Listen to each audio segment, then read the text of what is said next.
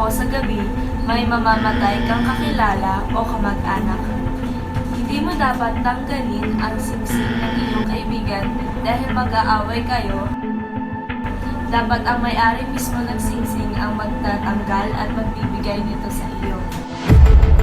Hindi pwedeng magwalis sa gabi kung hindi, nilalabas daw natin ang swerte. Pag kumakadilaw ang palad,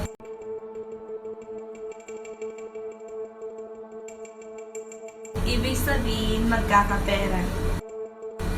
Malas din daw ang numero na 13, lalo na kapag natapat sa Friday the 13th. Teka, bakit nga ba tayo mahilig maniwala sa mga pamahiin?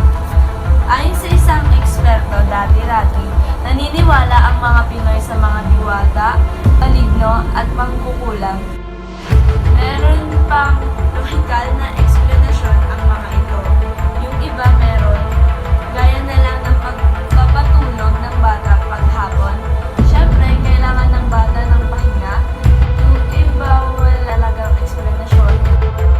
Teka, ano naman ang epekto ng mga pamahing ito sa buhay nating mga Pilipino? Reflection daw ito ng ating kultura, pero kadalasan hindi sila practical.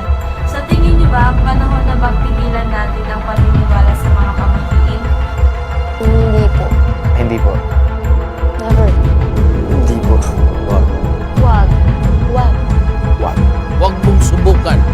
Masisira ang buhay mo. Mukhang hindi na mawawala ang pamahiin ito. Depende sa'yo kung maniniwala ka o hindi. Ikaw ba, ano ang pamahiin mo?